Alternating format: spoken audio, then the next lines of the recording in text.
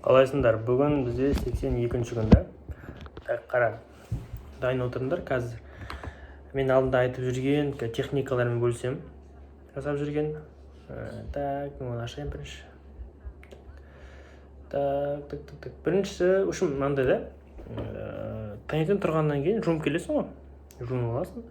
Жуынып алғаннан кейін бір стакан суыңды ішесің. Потом компьютерді ашасың.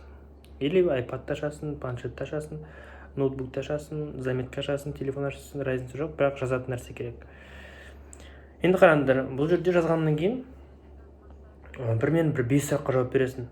5 сұраққа жауап бересің. Бұл жерде бірінші сұрақ. Қараңдар. Что хорошего было вчера? Яғни сен кеше болған, яғни, допустим, таң атпай сағат 7, да? Ертең таң атпай 7-де сен кеше қандай жақсы нәрсе сенмен болғанын жазу керексің. Басында қиын болады, не жақсы нәрсе болды деп бір-екі нәрсені жазасың, потом есіне келмей қалады. Не үшін? Потому что біз Алланың беріп жатқан жақсылығын, несібесін оны көрмейміз. Көп жағдайда. Тек минус десе, біреумен ұрысып қалғандай сразу еске түсіреміз деген сияқты әңгіме ғой. Бұл техника бірінші сұрақ, соған жауап беру керек. Не нәрсе сенмен күшті, қандай жақсы нәрсе сенмен кеше болды. Допустим, воронканың бірінші продажасы болды. Мен өзіме постель сатып алдым, мышка алдым, AirPods'қа чехол алдым, мына кітапты оқыдым, мына инсайтты алдым, біреуге көрімдік салдым. Міне, соның барлығы не нәрсе жақсы нәрсе жасалды, соның барлығын жасау керексің. Сен не нәрсе сенмен не нәрсе болды, допустим, карточкаңа сол күні 60 мың түскен шығар кеше ғана да. Соның барлығын жазып шығасың.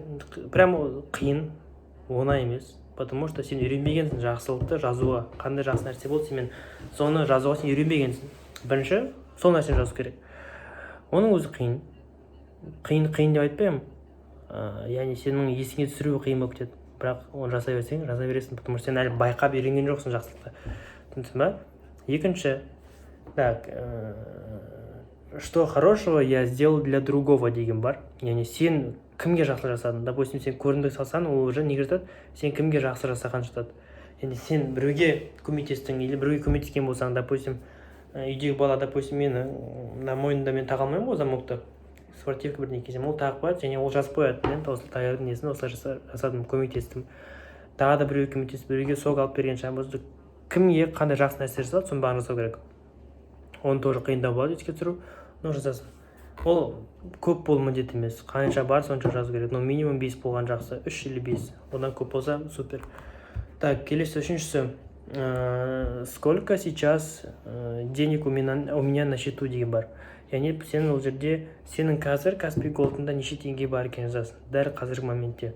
Таң атпай сағат 7-де Каспий Голдында неше теңге бар. Соның барын жазасың. Так, допустим, менде Каспийімде қазір 33 420 теңге тұр деп жазасың. Допустим, 32 420 теңге. Сосын бүйтіп жазасың. Астындағы тексті.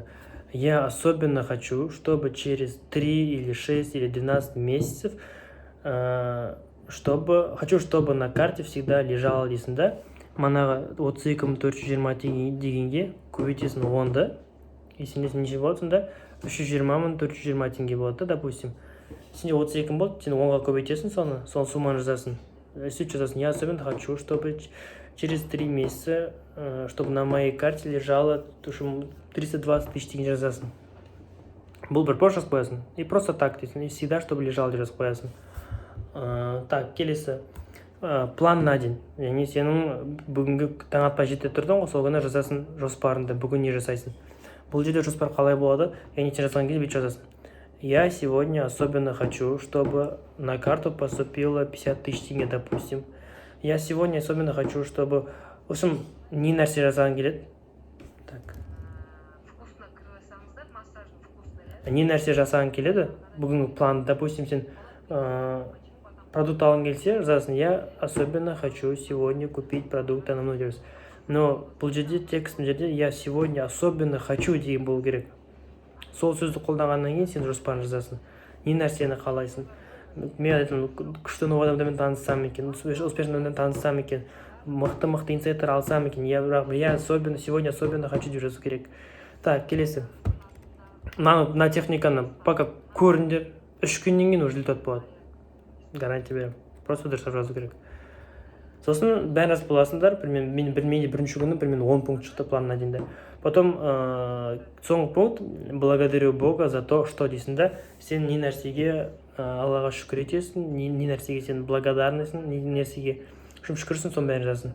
Яғни мен бүгін автомат бес-отызда өзімен өзім тұрып кеттім. Соған благодарю Бога за то, что мен бүгін автомат бес-отызда өзімен тұрып кеттім.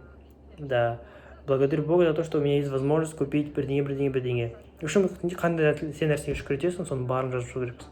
Ойланасың, қиын туады, жоқ жазасың барын.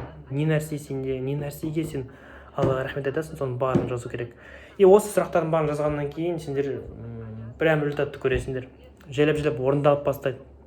И не то, что орындалып, бұл жерде әңгіме техниканың күшінде емес, просто сен фокусты қоясың. Түсінесің ба? Но оны полностью несін айтып беремін, примерно 5 күн, 3 күн жасаңдар, потом негізгі суйтын не нәрсе жасау керек, оның эффектін и смыслы не. Соны айтамын. Пока осыны жасасаңдар, инстаграм жазыңдар, сұрақтарым болса, адамдар инстаграмда сұрады, қандай техника деп. Оны осы ютубта айттым. Так что көріңдер, пока жасаңдар. Просто қалай айтты, солай жасаңдар. Любой, допустим, коуч болсын, ментор болсын, любой ақыл сұрағанда бірден ақыл тұрсаң, соны тупо айтқан жасау керек. Ақыл қоспау керек. Бүйтсем нормально болатын шығар, бүйтсем болмайтын шығар. Прям саған қалай айтты, дәл солай жасау керек. Ато эффект болмаса, сен ертең ментордан көресің, адам біреуден көресің. Сол үшін айтқанды как есть жасау керек. 82-ші күн, давай уже 3 күн қалды, бұйырса оған да бір сюрприз бар. Кеттік.